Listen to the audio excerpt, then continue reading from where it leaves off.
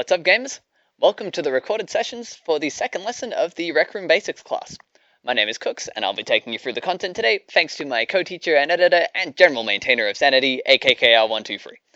Be sure to check out their channel for more RRS tutorial goodies and just general shenanigans. So, without any further delays, let's get stuck into it. Alright, gamers? Welcome to the final lesson of the Rec Room Studio Basics tutorial series. Congratulations everyone for making it this far, and thank you very much for sticking with us as long as you had. We are almost there.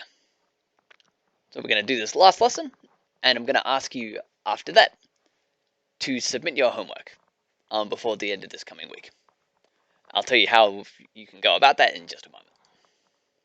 So, just before we go into this lesson, some extra resources, just a reminder of the resources that we have available to you if you get stuck. 1. If you get stuck on something, please do let us know. It helps us know what parts of this content are the most tricky for people to understand, and where we need to go and reiterate over things, and just give us a good idea of how we can make this better in the future. And of course, it lets us know that you actually need us to help you catch up, because that's what we're here for. So if you get stuck, please do let us know in the VC text, or if you're watching the video, make a post in the Need Help chat. Include a screenshot and some details, so we can help you catch up. That way we know where you're up to, so we can help you get from where you are to where you want to be. 2. If you're still stuck, that's what question time is for. Don't feel bad if you need to hold up the class for a second just to get you back up to speed, because we're all about trying to keep everybody on the same page. 3. Dot points are a lot more detailed this time. If you look over in the notes and resources channel of the Discord, you'll see them. There's also a link to a Google Doc. And this time they actually are really detailed, like they are step-by-step instructions for at least the new content that we'll be going through. Every button that I'm pressing. 4. If all else fails, please do just stick around and just listen. Even if you're like, I don't want to say that I didn't get it, because I'm nervous and I don't want to hold up the whole class. In that case, if you can, please do stick around anyway, because it will just create the context in your brain for you to better understand this when you go through and look at it again. So what we'll be doing for this lesson is we will be creating a particle system and just showing you some of the different controls and features available to you when doing that. And the second thing we're going to be doing, which is what's going to be the bulk of our content, is setting up that particle system so that you can toggle it with circuits. Now, I should provide a little disclaimer here. This is not the easiest way to toggle a particle system with circuits, but it is the most versatile, and you can use the trick that we'll teach you in this lesson to manipulate just about any property of a studio object using circuits. And so that's why we're doing it this way. So as part of this process, we'll be introducing you to 3 new windows that we haven't seen before in this content yet. So the first is the animation window. That's the one that actually lets you create animation clips that will change the properties of your studio objects. Any button or panel or thing that you can change in the inspector can be controlled using an animation clip. It's incredibly flexible. The second window we'll be introducing you to is the Animator window. And the Animator window is for managing transitions between different animation clips. Unity's animation engine called Mechanim is the one that takes care of these bits and pieces. And it's one of the most intricate control sets that Unity has, but don't worry, we'll be taking you the easy way through. And finally, the Rec Room event control panel is what's going to let us actually combine what we've done in these previous 2 windows and trigger it using a circuits event. So, last order of business, handing in assignments. So at the end of next week, I'll ask you to submit your collective homework for the last 4 lessons. If you haven't done any of it, well, now's your chance. And you can hand in a completed homework piece by uploading the room and adding me as a co-owner. Since studio rooms can't be made public without going through a pre-approval process, the only way I can see them is if you add me as co-owner. So if you're able to do that, I will consider your assignment submitted, I'm still, at this time, deciding how I'm going to give out the little goodie that I promised as a reward for doing all your assignments. But I'll decide on the delivery method later. But if you've added me as a co-owner to the room so I can go check it out, then it's yours. So, other thing is for the quizzes. Full disclosure, I have no idea who has done the quizzes and who hasn't, because I didn't put a section on any of them that asks for your name. I can actually finally look at individual responses, but I don't know whose responses they are. They're all completely anonymous to me. So if you tell me you've done the quizzes, I will take your word for it. However, I may ask you a couple of on-the-spot questions, just to verify that you know a couple of things, before I give you the prize for having done the quizzes. Hello? So before we get stuck into the lesson content, does anyone have any questions? Alright, I'll take that as no news is good news. Let's get into it, because that's all you need to do to get that sorted out. There's two ways, we might as well reiterate over it. So you can either just hit open room and search for the name of your room, it'll open up. Or because this will be a room that was already in your project, you can also go in the project panel to Assets, Rooms, choose the name of your room. Ooh, that's looking very pretty, mister. Choose the name of your room, and then the name of the subroom, and that will also open up that same scene. And it'll be like, do you want to save? And I'll be like, I don't know, because I can't remember what I've done. Okay. Well, if you run into any further issues, feel free to keep putting screenshots in classes VC, and I'll help catch you up when we reach our first question break. So, today, we are going over the basics of particle systems. Now, particles are pretty much anything that you've seen created using a CV2 emitter or a CV1 emitter.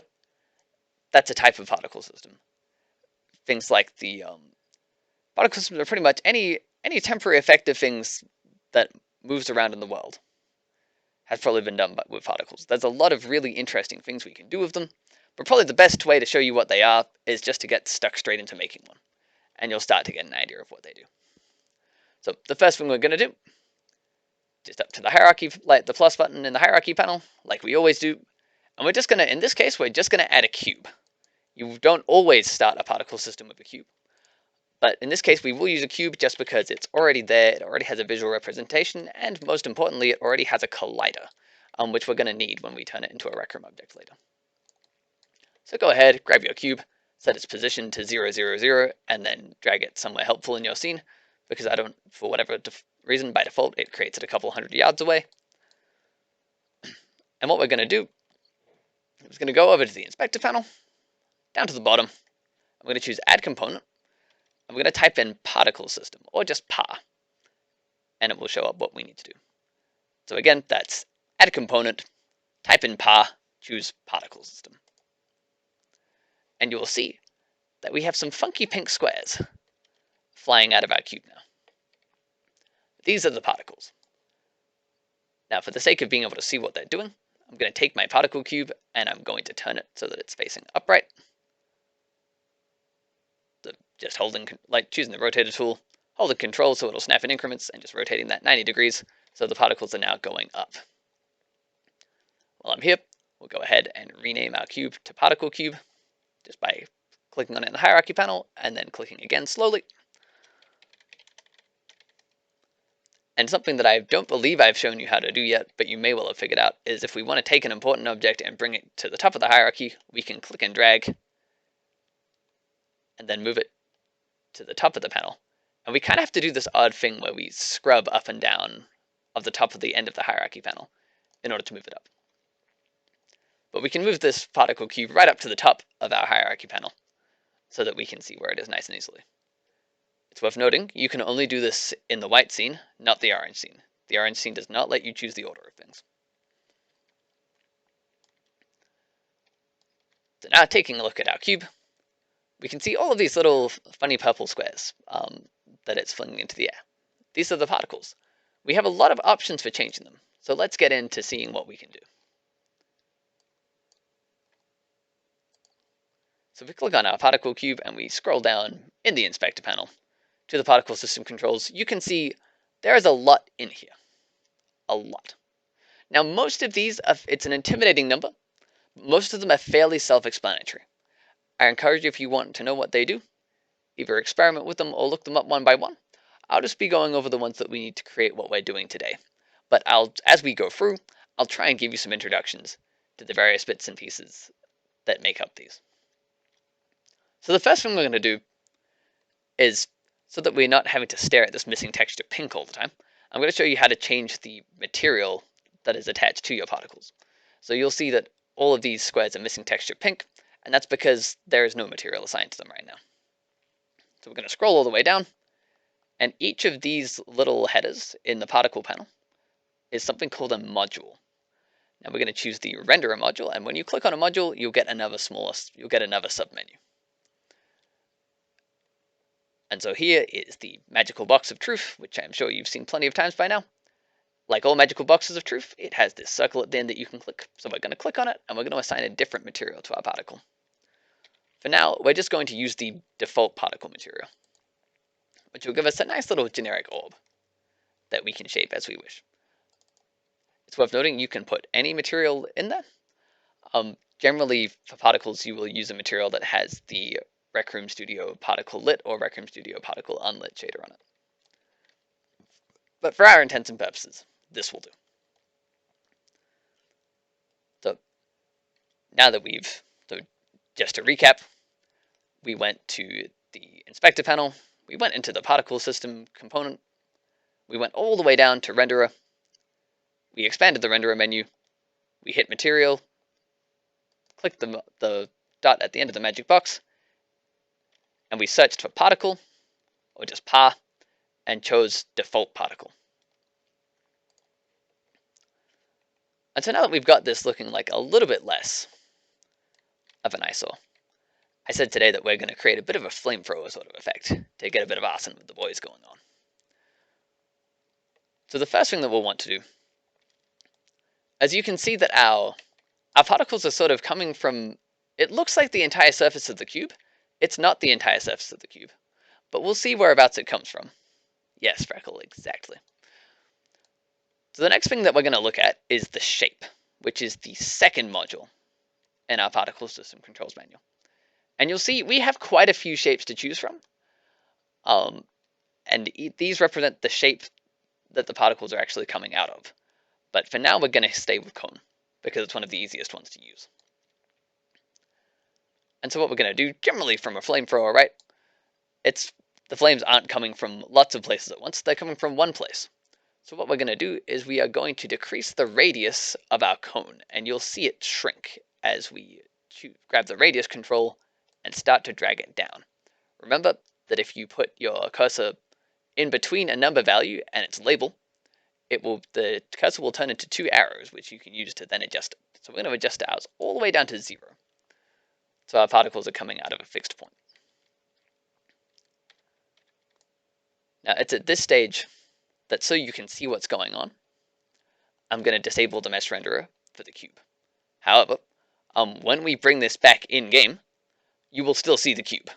It's just going to be blue, for reasons I don't fully understand. So for additional adjustments potentially to our shape, we might say, well, sort of flames don't usually come out with that much of an angle difference out of a flamethrower. So we might drag that down a little bit too, just so that we're getting a bit more of a narrow spread there. And so that's what the cone shape does. It means particles are launched in a cone shape, and you can set the starting radius, and you can set the angle. You can even, if you want to, set it so that they only come out on certain directions of the cone. But I don't generally use that because that one confuses me. But so we've adjusted the emission shape. So just to recap, we opened the shape menu, we kept the shape at default, but we did adjust the radius to nothing, so it looks like it's coming out of a fixed, so it looks like it is coming out of like a flamethrower nozzle, and we've reduced the angle, so that it looks like they're not spreading as far apart. So the next thing we probably want to do is, well, our particles aren't looking very fire-like right now. I haven't seen a flamethrower that just puts out white stuff. We're getting so many almost innuendos as part of this. I apologize. All right.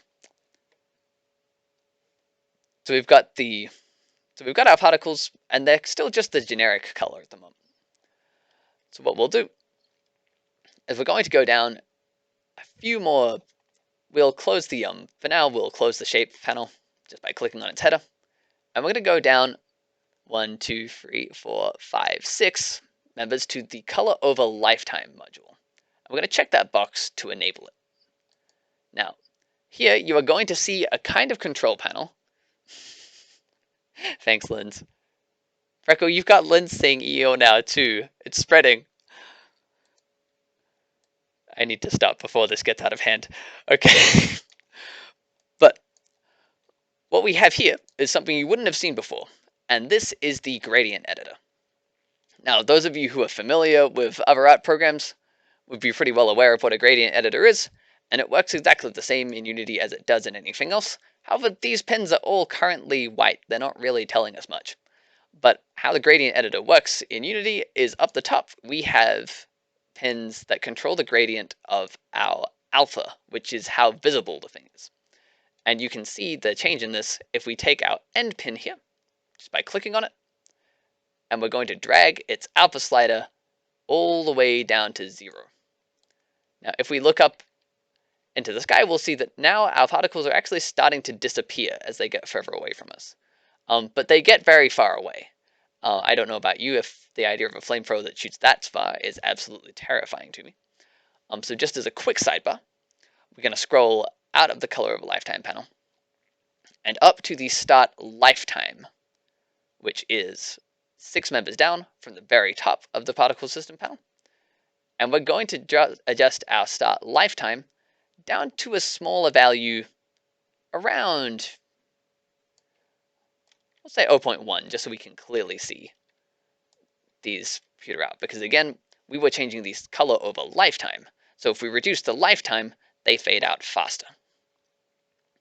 So if we click back in the color over lifetime panel now to open up our gradient editor, you can see, well, now it at least fades out. They don't just disappear into nothing, but they're still not looking very fire-like. That is what we have the bottom pins for, that actually let us adjust color. So in my case, I'll take the bottom pin that represents the color, and I'm going to just slide its color over to a bit more of a yellow, using the color editor. Now I know you've seen the color editor before, but it's been a little while, so feel free to just play around with this for a bit. Once I show you how to change the other pin, which is very simple, you just go over to the other pin, you click on it, and we're going to change its color, or at least I'll change my one of this color, to a bit more of a red, so that we start to see it sort of fade to that kind of fiery orange that goes through. Now, I'll give you a moment just to experiment with your gradients. It's worth noting, if you want to add extra steps to the gradient, you can do so by clicking in any empty space along the top or bottom of the curve, or of the gradient. And so if you want to say, actually, these particles should stay really visible until they fade off right at the end, then we can set our alpha back to 255 on this middle pin we've created, and sort of drag that a bit further out. It all depends on how you want to do it. There's a lot you can do with the gradient tool, so I definitely recommend that you do a little bit of experimenting with it. I know Freckle in particular is going to have a lot of fun with this. So, if you've taken a moment to give yourself a gradient that you like, then we'll stop to adjust some of the other aspects of this. But just before I do, does anyone have any questions on the aspects of the particle systems that we've covered so far?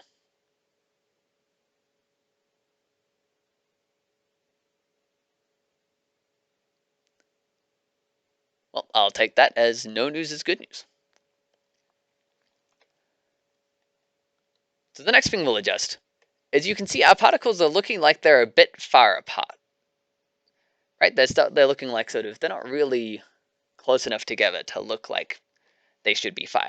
Now, we could fix this simply by making more of them, but that's something we generally want to avoid where we can. every particle still, particles cost far less to render than most other things, but every particle still costs us a bit. So if we can make do with less, especially for platforms like Quest, it's better to make do with less if we can. So this is where I'll introduce you to another thing that we can change over a particle's lifetime, which is its size. Now you'll notice that as the particles get further apart, well, because they were launched in different directions, they get further apart. They all started from the same point. But we can make these look like they belong a little bit more together if we make them grow over time. So that's exactly what we're going to do.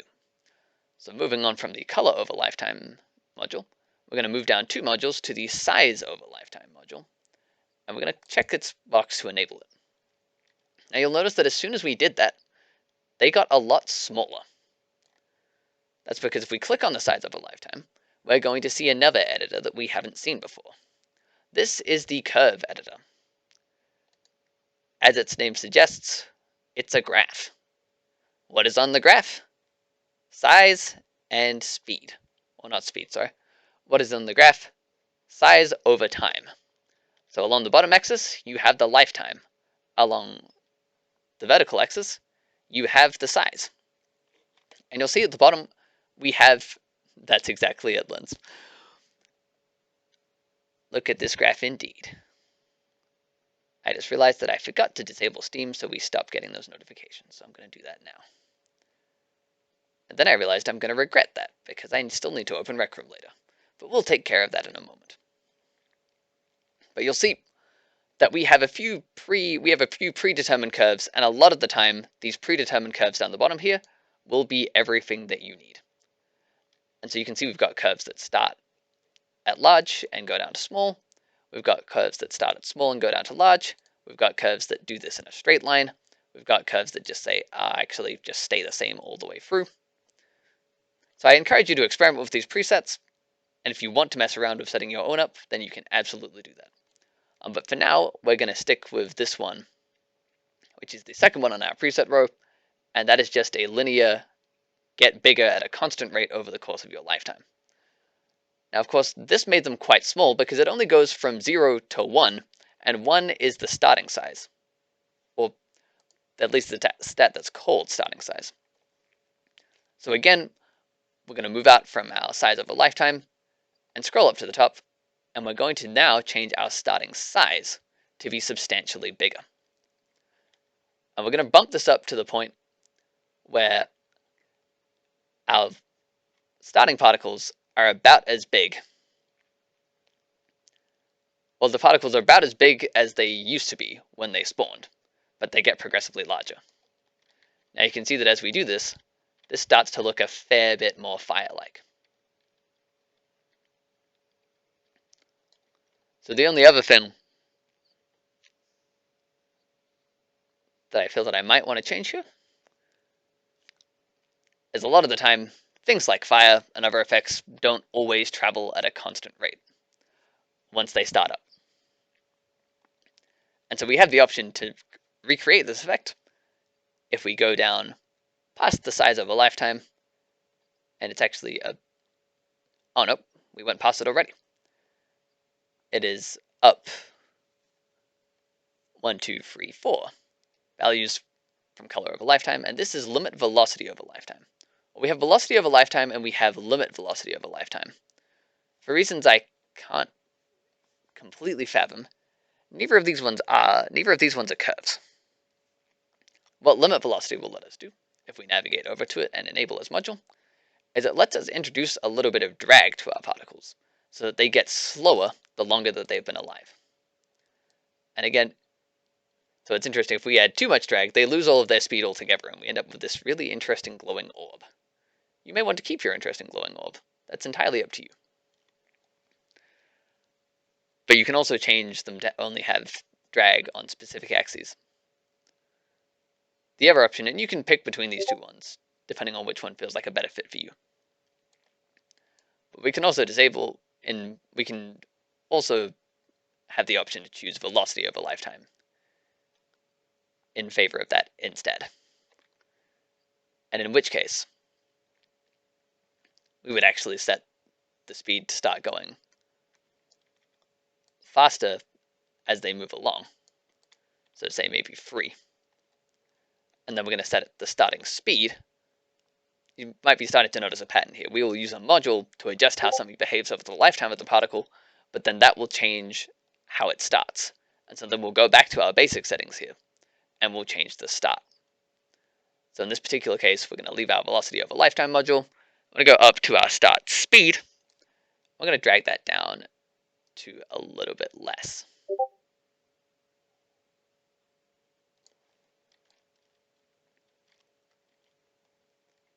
And you may find that after you've done that, well, okay, it's looking pretty good and fiery, but now it doesn't really look like it's going too far. And if that's the case, we can always go back into our shape module and increase the angle that things spread out at. Although that doesn't seem to be having too much of an effect. So actually, as a matter of personal preference, I might actually turn that back off and set the start speed back to 5. But I just wanted to demonstrate how you adjust that if you feel so inclined.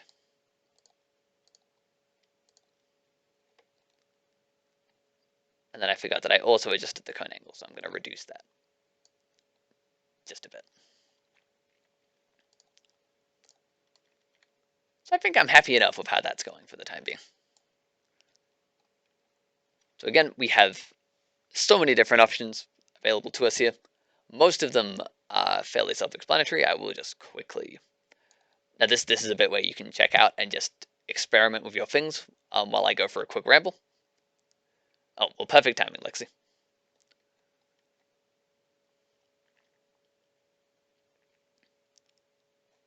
Is there a button to put it into a curve? Oh, there is too. It's at the end of the linear. Ah, thanks for that, Misery. I've been wondering about that. Okay, so that's actually a really useful thing to note about the particle system controls in general that I'd forgotten. Is any control that has this little drop down at the end of it will generally give you the option to choose a constant, a curve, a random between 2 constants, or the most complicated control by far, a random between 2 curves.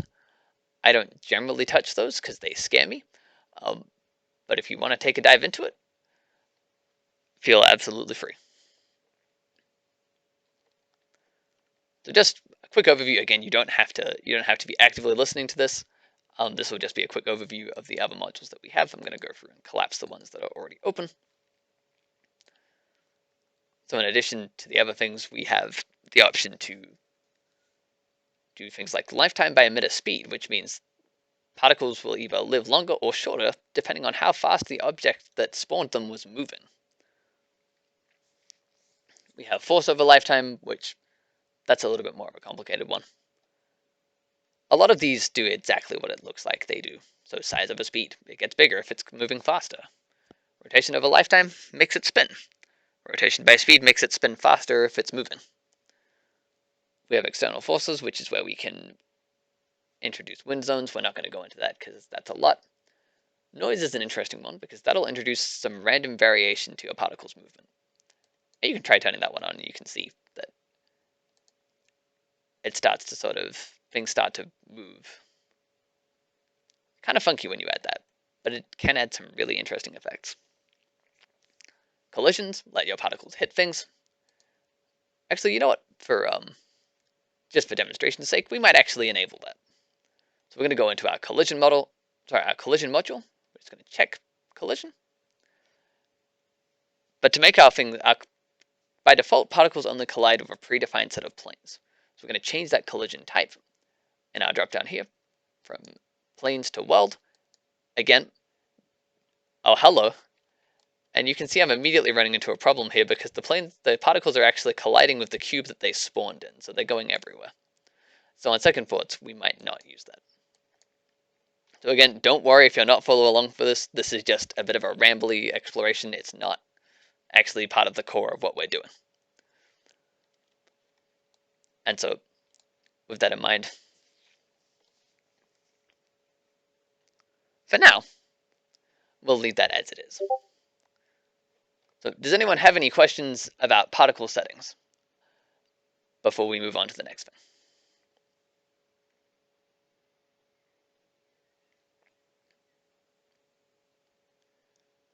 And again, if you're having any trouble or you've got stuck on a step, now is the time to let me know. But otherwise, again, I'll say, no news is good news. So we have our particle system emitting cube here in our scene. And we've taken a look at some of the different controls that are available to us in terms of using a particle system. And so you can place as many of these as you like in static objects in your world, but you'll only generally want to place particle systems in the white scene if they're things that you know you're going to want running all the time.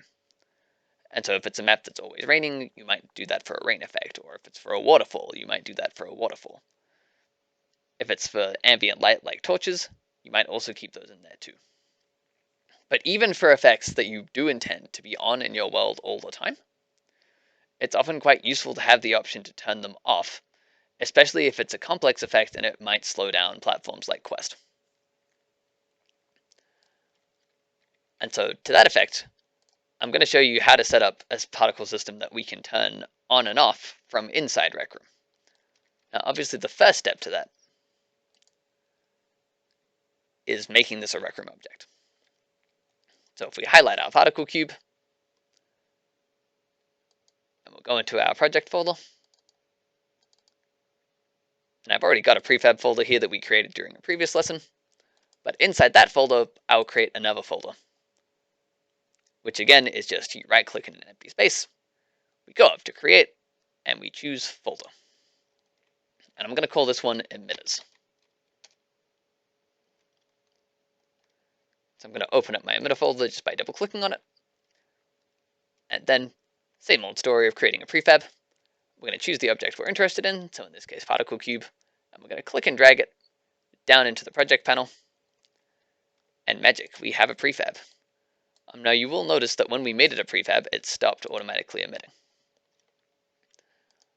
That's fine if it's a regular prefab, but we are about to make it into a Rec Room object, which will at this stage stop it from automatically emitting when we click on it. But for now, we can just highlight our prefab in the project panel. I'm going to go over to the inspector panel and scroll all the way down to the bottom of it.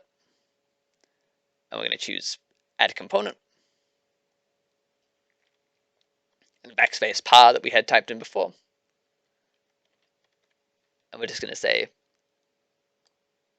Rec Room object. And so as always, now that we've added that, our particle cube has now migrated down to our orange scene. Sorry, Freckle, did you have a question? So now that we've got our particle cube into our orange scene as a Rec Room object, it already has everything that we need for it to be a Rec Room object. And so just to demonstrate it in Rec Room, we'll go ahead and actually upload our room at this stage. Now we'll keep working on this in the background. But again, to upload your room, you just go over to the Rec Room Studio panel. If you don't have that, you can summon it from the white ribbon, Rec Room Studio, Rec Room Studio. And if you hit upload and build, now this is actually a good chance for me to address something that we did last time. You may not all have done this, but I found that when I tried to upload my terrain scene for the first time, I'd accidentally bumped up the resolution of the control texture to something too high. I'd bumped it up to 2048 by 2048.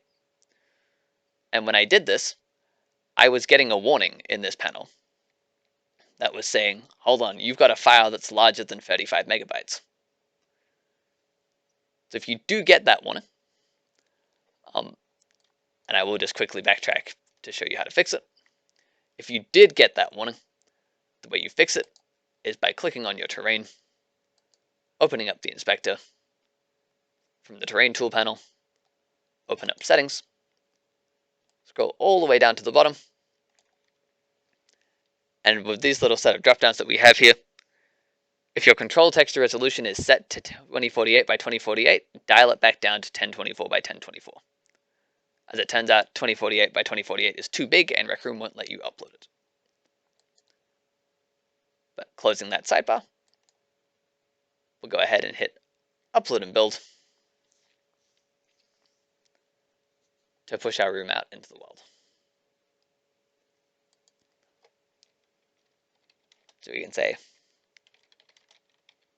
adds 5 particles as our room save message. And we'll go ahead and hit upload on that one.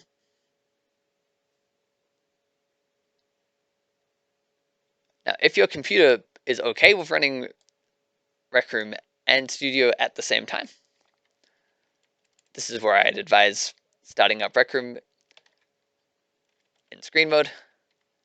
I'm gonna have to edit this out of the recording later. But of course, you saw I closed Steam, so I can't start Rec Room. But in your case, if your computer's okay with it, I'd encourage you to start up Rec Room now, just so that you can load into your room and see your particles in action. And also because we're going to need to. I've actually done, you do not have to have a room open in the game in order to upload something, no. But obviously in order to actually test your room, you need to open the game. Which is why we're taking the trouble to open the game. Yeah.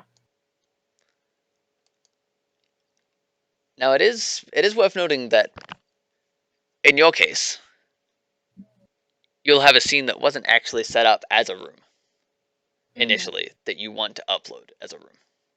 Yeah. And depending, ever since the last update, we actually do have the option to create a room from inside Studio. And we can now, from inside Studio, create new rooms. Freckle, to answer your question, that adds to performance issues. Won't affect the world size at all. But it can lead to some substantial performance issues. So from our room creation panel, we're going to type in a name of a room. For example, a name of a room. And since we don't have a room called that, it's actually going to give us the option to create one.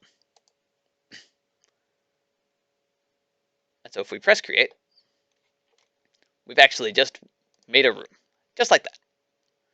And so now we can click open room. And Studio is going to be like, what the heck if you...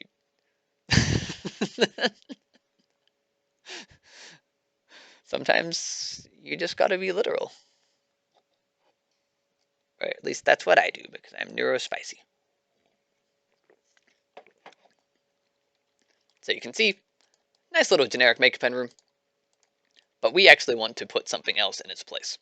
So you'll see, if we go back to our project panel and open up the rooms folder from assets, you'll see we now have a folder representing the new room that we've just opened. And there is a scene representing the white scene of the room that we just opened.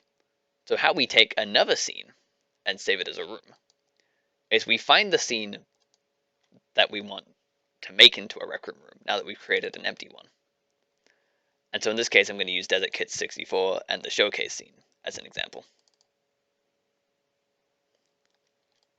So here we are, we've got our nice little set of pyramids and other bits and pieces. But what we're going to do is, to make this scene into a room, we're going to go up to the top left and we're going to choose File, Save As,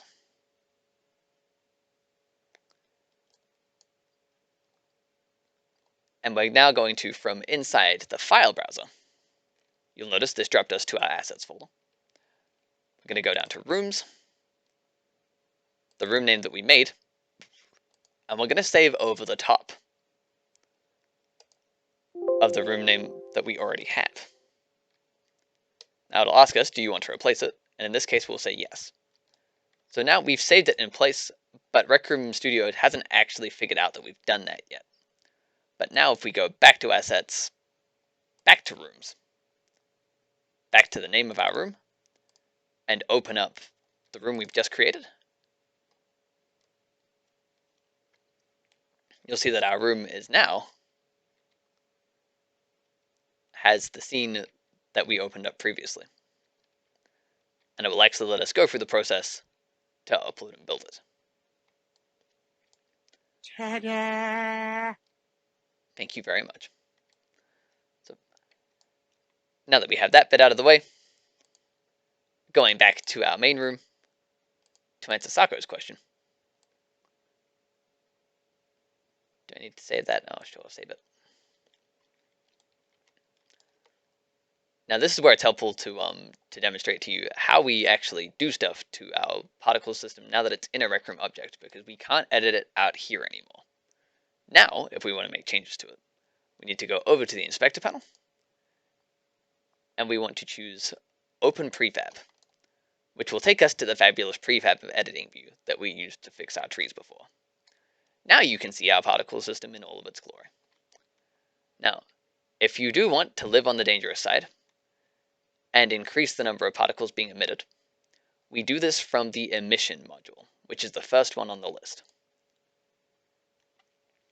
If you click on it, you'll see that we have the option for a rate over time. We also, interestingly enough, have the option for a rate over distance. But if we bump this up to, say, 100, you'll see this starts to look very dense very quickly. But this does form a nice little segue to one other control we have to help manage the performance cost of having a lot of particles. And that is a very complicated sounding thing that isn't as complicated as it sounds, called ring buffer. It's the last control on the regular set of controls, and it has two options. Arson with the boys, Jeff! Arson with the boys! It has pause until replaced, or loop until replaced. Now, if we tell it to loop until replaced, it does something very strange. It's very pretty, though. Because it will, for every particle within our maximum allowed number of particles, which I will also now demonstrate how to adjust, because the maximum allowed number of particles is actually 1,000 by default. It's quite a big number. So generally, you will never need it to be that high. So if we go and turn our ring buffer back off, you'll notice that whenever we have a particle effect highlighted, we get this little particle effect control panel over in the bottom left of the scene view. Bottom right, sorry, of the scene view. And one of the useful stats that this tells us is how many particles are actually active in our scene at the moment. And in this case, that's only 10. So we actually only need...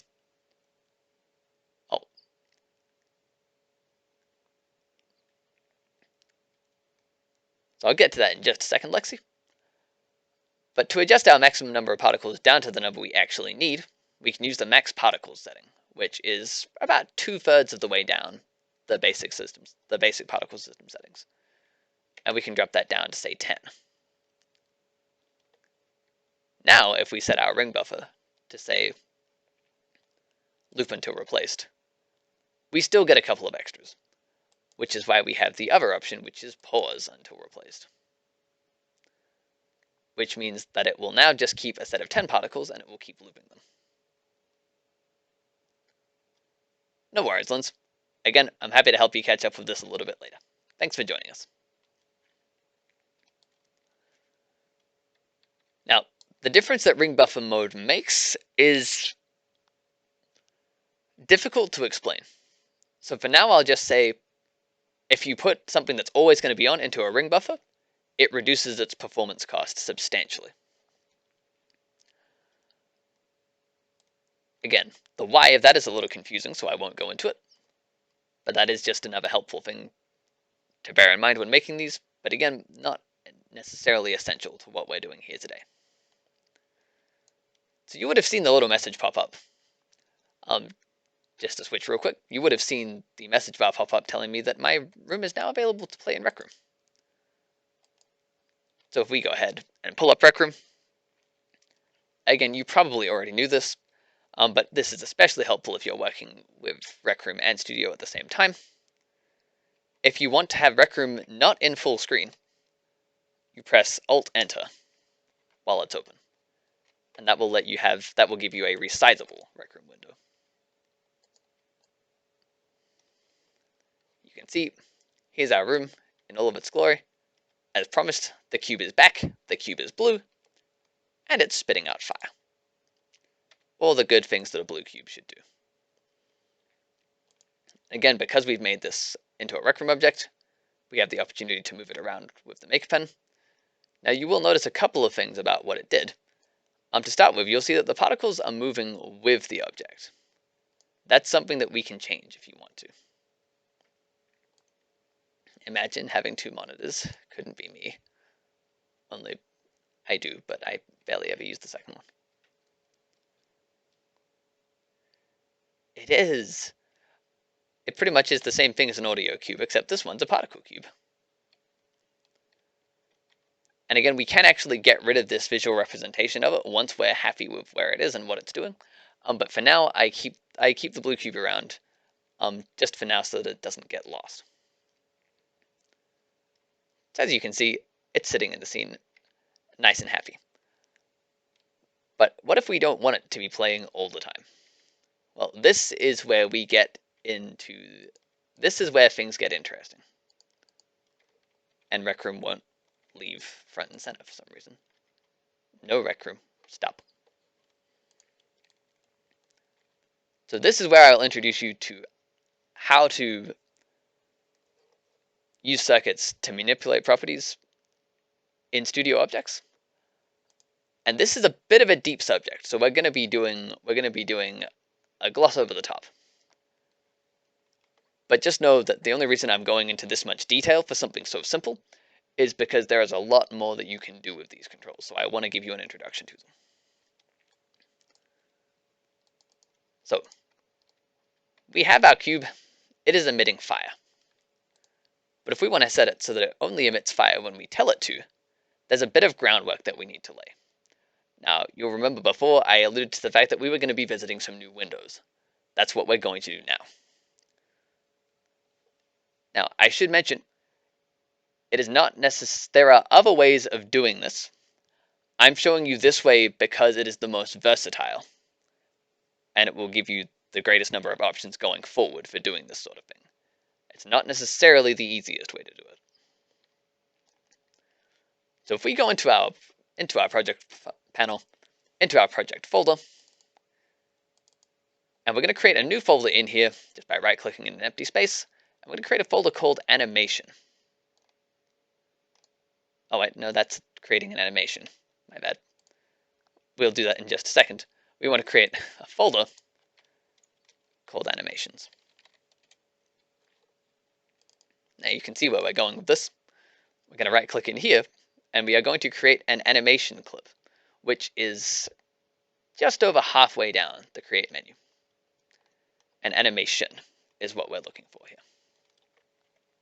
Freckle is excited. Now we're not going to give this a very exciting name. We're going to call this Emit Fire. Now you'll notice that I'm naming my ones of these without spaces. That's a force of habit. But generally when it comes to these things, some aspects of this name need to be fairly precise. So I encourage you to use whatever system works for you, but make sure you can use it consistently. And if that's not using capitals and not using spaces, which I actually did use a capital, which in this case is fine, but just for consistency's sake, I won't.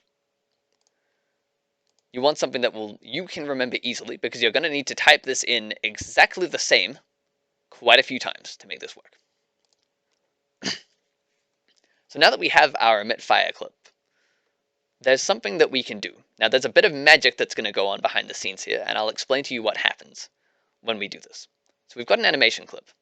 What I'm going to get you to do is I'm going to get you to grab it in the project panel, and I'm going to get you to drag it all the way up onto the top, onto the object from our prefab. Now, you'll notice immediately something happened when we did that. So the first is this funny asset has appeared in our project, in our folder. Thanks for the heads up, Lexi. So this has appeared in our folder. This is an animation controller. It was automatically made for you when you applied this, but there's another thing that automatically happened. Misery knows. Misery's seen a lot of as a VR chat person, Misery's seen a lot of animation controllers. So now that we have now that we've done that, if you look back in our inspector panel with this object highlighted and we scroll to the bottom, you will see that we now have an animator component attached to it. Now what an animator does is it will change things about our studio object according to an animation clip. Or actually not just one animation clip, several animation clips. And which animation clip it is using is decided by the animator controller, which is what was automatically created for us when we dragged the animator component up there. Sorry, the animation clip up there. So just to recap, if you drag an animation clip onto an object in Unity, it will automatically create a controller, and it will automatically add an animator component to it. Now this is important, because I'm about to introduce you to our first additional window, which is the animation window. It's over here, so I'm going to close it because it doesn't start open by default. So to get to your animation window, you can either choose window from the white ribbon, animation, and then animation. You can also summon it by pressing Ctrl 6. And the reason you can summon it with a keyboard shortcut is because it is a very important tool. Now, I usually dock my animation tab down here next to my project in my console, because you're going to want to be able to see what we're doing here. So there's a few different things going on here, but the first thing I want to draw your attention to is this little drop down here that says emit fire. You might notice that was the name of the clip that we dragged on here. So this animation panel will only do stuff for objects that have an animator attached to them, which is why we had to do that first. Now if we click on this emit fire drop down, you'll see we don't have any other options. But there can be other options there, and I'll show you how other objects can appear in a second. But for now I need to stop and explain something. An animator will change the state of our Rec Room object from what it is from its default here. So the way its default is in the scene is what it starts as, but an animation can change that. So if we want to make our emission toggleable, we actually have to turn it off as the default state of our prefab. So that's what we're going to do right now, is we're going to go over into our particle cube, into the inspector panel. We're going to scroll up to the particle system settings, and we're going to turn emission off.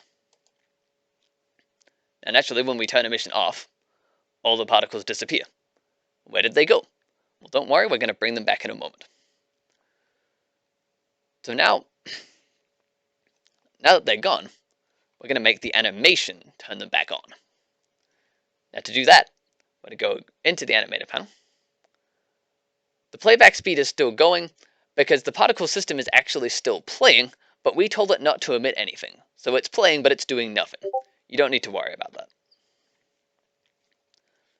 But now to switch it back on, we're going to click the record button in our animation panel. Now this is a subtle effect, but you will see now that the timeline is red. Now that we've pressed record, anything that we change at the level of our object with the animator on it or below is going to start taking changes we make as animation instructions. So we're only going to add one instruction to this animation, which is to turn emission back on. And so we're going to scroll up down to emission in our particle system controls, and we're going to turn it back on. That was the only thing that we needed to do as part of this, at least for the time being. Now I just realized I told the particle effect to stop playing, so I'm going to tell it to stop playing again. And this is where you'll see the effect that it has. So we're now you'll notice that emission has highlighted red. That's because emission is now something that is controlled by the animation. So it's highlighted it red to let us know. So now we're going to hit record and stop our recording. And we're also going to click this little preview button that previews an animation on and off. You'll notice preview highlighted automatically when you started recording. And that's because in order for it to record the animation, it needs to show you the animation. But you can engage preview mode separately. I'm going to get you to do this a couple of times, just so you can see when we preview the animation, the particles come back. When we stop previewing, they stop. And they come back, and they stop. And they come back, and they stop. Now this will be important because it gives us the mechanism by which to turn them on and off. But this is only step 1 of 3 in this puzzle. So step 2 of 3 is going to introduce us to the next new window, which is the animation window. Now there are two ways that we can get there. One is by window from the white ribbon down to animation halfway down the bottom and Animator. However, the way that I'm going to access it is a way that makes sense a little bit more, makes more sense contextually. Which again, I'm going to close this because it's already open for me, but it won't be for you. We're going to go back into our project folder and look at the funny animation controller asset that was created. And we're going to double click on it. And you'll see that it has brought up the Animator window. Now, I generally keep this docked up here next to my scene and my game tab. Now, you'll see there's a couple of funny things going on here. If this looks intimidating, don't worry. Everyone's intimidated by this. This is one of the most complicated sets of controls that Unity has to offer. But don't worry, we're going to pick a nice, simple way through them. So, you'll see we have a few different things here. We have colorful boxes that represent different animation states, or different animation clips in this case. And you can see here, we have a green box that says entry. So that's to say, hey, when this thing first starts to exist, that's exactly right, Jeff.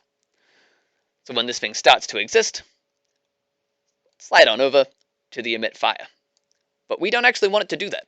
We want the fire to start off, and this is the clip that turns fire on. So we're going to create another one that is empty. So to do that, in our Animator slate window, we're going to right click, and we're going to choose Create State, Empty.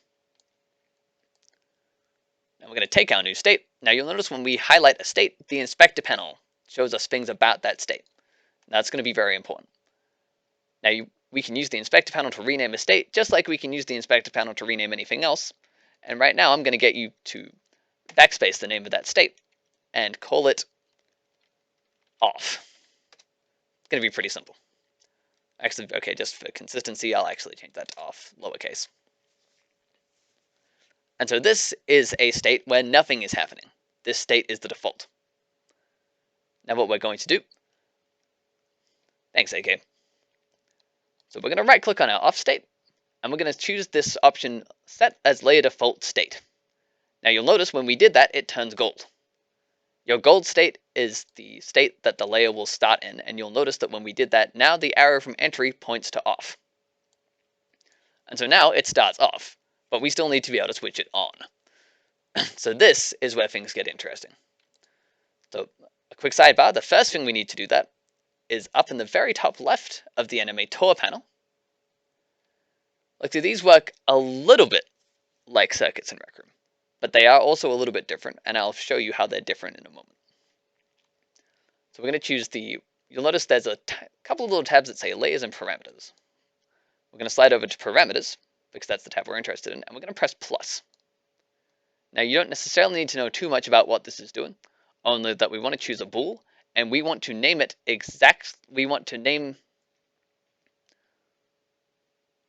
you don't have to name this super specifically, but you want it to be a name that lines up with your animation. So in this case, I'm just going to call it emit, or lowercase. Make sure that this is something in consistent case and easy to remember, because we're going to need to type this in exactly in some other places. But for now, we have our parameter. Now, what are we doing with that parameter? Good question. We're going to use it to control some transitions. How do I make a transition? We're getting there. So if we right-click on our off state now, we have the option to make a transition, and that's what we're going to click. When we do this, we get this little arrow, kind of like a spider web, that springs out. We're going to point this towards emit fire. Now we're going to do the same thing going the other way. We're going to right-click on emit fire, we're going to click make transition, and we're going to drag that little arrow back to off. So these are now we have some transitions. But if we leave these to their own devices, they're just going to switch back and forth, on and off, on and off, on and off all the time, which is not what we want them to do. So we need a condition, which is what we had our parameter for. So if we click on the arrow that goes from off to emit fire, at the bottom of our inspector panel, you'll notice we are actually currently inspecting the transition, and we want to add something to it. So down at the bottom, we have this conditions panel, and we're going to press plus on the conditions panel to add a condition. Now we are lucky. It has already added the exact thing that we want already. It's asked, what parameter do you want? Well, we only have one, so it chose emit. And what do you want it to be? True. So now it's only going to transition from off to emit fire if emit is true. So we're going to do the opposite going the other way. Is if we want to turn the flamethrower off, we want our parameter to be off. So we're again going to navigate down to conditions. We're going to press plus. We're going to set emit to false this time. And so this means now when it goes to off, it's going to stay on off until emit is true. When emit becomes true, it's going to go down to play the fire animation until we set emit to false, in which case it's going to go back to off. Now that's all we need to do with the animation, like with the animator window. Does anyone have any questions, or was anyone having trouble with anything in the animator window before we move on from it? Because it is a lot. I have lagged far behind because I needed help on trying to get back to my scene. Okay. Sorry, I thought I gave you what was necessary to sort that out. Apologies. I guess I didn't. In that particular case, we'll sort you out with that in a little bit. Okay. We'll move on for now, only because we are running close to time. But rest assured, I will take you through that bit. No worries. Just whenever class is finished, we can help with that part. I'll continue to still like listen at least and look at this for the meantime. Absolutely. That's okay. So now that we've done our setup, thanks, Jeff. Now that we've done our setup in the animator layer, there's one more new window that we have to visit before we're ready. Again, this is something that introduces us to a lot of controls, but there's a simple path forward through it. So we're going to switch, just reiterating, I switched back to the scene view, so we're looking at our prefab. And now I'm clicked on the top level object of our prefab, and I've scrolled all the way down to where our Rec Room object component is, which is below the particle system, massive as that is, but above the animator. And from the bottom, I'm going to choose Add Event. Now these are the bread and butter of making studio objects do stuff using circuits. And we're going to create one that is of the type string float. If you want to interact with an animator controller, you always use an event that has string on the front of it. And this is why we needed to spell this properly. So I'll call the event emit. It's not super important that we spell that right. However, this default value 1 field, that needs to be exactly what the name of our parameter was in the animator controller. I'll go back there for a second just to sort you out. Just to demonstrate. So we have our parameter name here. It was emit. And so now, if we click back on our event settings, we want that to be emit, spelled exactly the same. Now, what I normally do for these is, so that I don't accidentally change that spelling later, is I actually set the board configuration to hide parameter 1. Now, what that does will become apparent in a moment. So now that we've got that set up there, you'll notice that another little menu of a plus icon has come up. So we're going to hit that plus icon. Right now it says runtime only, that's fine, but you'll notice that at the bottom of it, there is a magic box that would like a reference to an object. So we're going to give it an object by going left over here to the inspector panel, and we're going to click and drag our top level object into this none object field. And now that we've done this,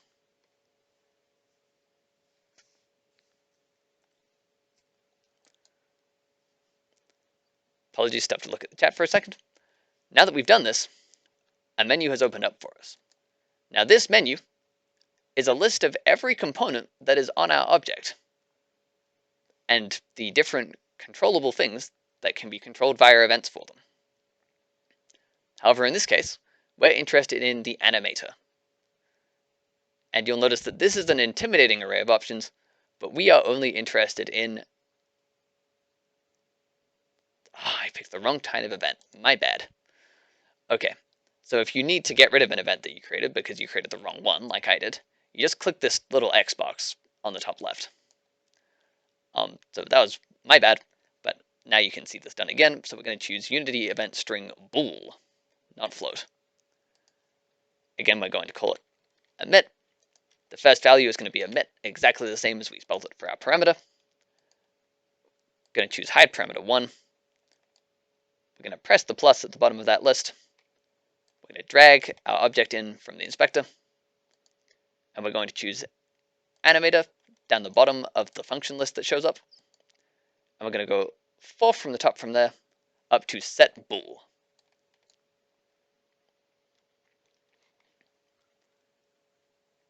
Now what this will do is this will create a input pin on our circuit board that when we send a signal to it, is going to change the parameter called emit on the Animator controller to the value we specify. And that is what's actually going to turn our fire on and off. So that was a decent amount to run through, but now we've done everything we need to do to our prefab. If we press Ctrl S to save, which will save just for future reference, if you press save while in a prefab, which you can tell by this blue background, it will save the prefab, which is exactly what we've done. There's only one other thing that you need to do, and that is you're going to want to go over to your Rec Room object controls, and you're going to want to press this button that says Remake Object Boards for all prefab instances. This is important because it updates the circuit boards attached to your Rec Room objects, and you'll see why we need that in a moment. So now finally, we're done with the prefab view. We can leave that, and what we have should be ready to go. Now at this stage, if you have local builds up and running, I would recommend doing a local build, just for speed's sake. However, if your local build isn't running, this is where I would say go ahead and click Upload and Build. I'm going to kick off a local build, just so we can demonstrate our new prefab in action. So while that is getting set up, does anyone else have any questions on what we've looked at so far? Now, if you've got your Play Local up and running, you'll see that there's one slight downside to Play Local. Even though it does get your room ready much faster, you can't do anything in the editor while you're waiting for it to set up.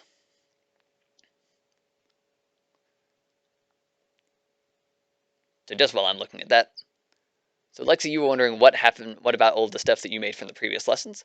That was why I showed you how to save as a scene over a new room.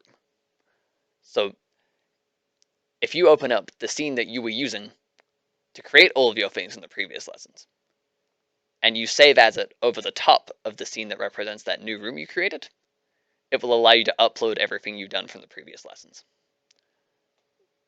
But again, I'll sort you out with how to do that in a second. So there we go. Local build is kicking off. And so now it's forcing a redirect of my rec room to the new room. And you'll notice now, oddly enough, our cube is a different color. But it's back, and it's not shooting fire. So if we pull out our maker pen,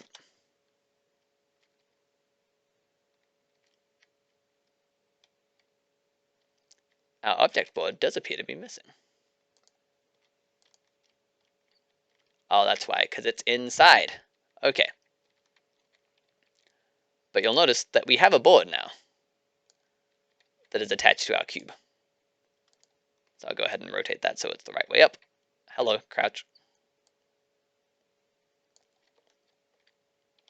And you'll notice that this circuit board has an emit pin on it now, which is the exact pin that which is the event that we told it to add from inside Studio. And so now what we can do is if we spawn ourselves, now I'll just demonstrate the basic switch here. If we spawn ourselves a button, now I will use a button in this case, but often for these sorts of things you'll want to use a trigger handle or something that actually lets you pick it up, but right now, for time's sake, button it is. So I'll grab our connect tool, and we'll go ahead and wire that into the emit event. Now you'll notice that there is also a parameter here, which is a boolean. That's the value that we're going to set the animation parameter to. Now we don't want it to be false, because if we want this to spray fire, we want it set to true. So I'm just going to click on this with the maker pen and set it to true. And now I'm going to drop my maker pen and push the button. And voila! Let there be fire. Okay, so gamer, there's a few different things that can cause that, which is why I said play locally if you can. If you can't play locally, then do an upload and build. Happy to run you through how we fix that play locally build problem. Additionally, I do also address it in the video I put up about how to install Studio. But as you can see, we've added the toggle. Our particles are appearing in the world. And if you want them to stop, we can change that parameter back to false. Obviously, being circuits, you can set that using any number of methods. I'm just doing this the lazy way. And we press it again, and no more particles. So there you can see. If you stuck with that the whole way through, absolute kudos to you, because this is one of the most complicated parts of working with Rec Room Studio. But that is how you can use circuits to change things inside of your studio objects using animations. And I believe that takes us exactly to time. In terms of homework for this lesson, there isn't really anything that we haven't already covered, so I would encourage you for homework for this lesson is to create another particle emitter of something else. It doesn't have to be anything in particular. You can make a fountain, you can make a waterfall, you can make sort of leaves that fall out of trees if you're feeling adventurous. If you have any questions about how to make a certain effect using the particle system, feel free to DM me or put it in the Need Help channel. I'm more than happy to answer any and all questions you have on that regard. But pretty much homework is just create something of your own and show it to us. That brings us to the end of this video. Thank you very much for watching. Kudos if you watched all the way through, and if you didn't, thanks all the same. This would not have happened without the encouragement of Freckleberry and the wonderful community over at the Berry Patch Discord. If you're interested in taking one of these classes in the future, or just down to meet a great group of people, you should totally join up. Link is in the description.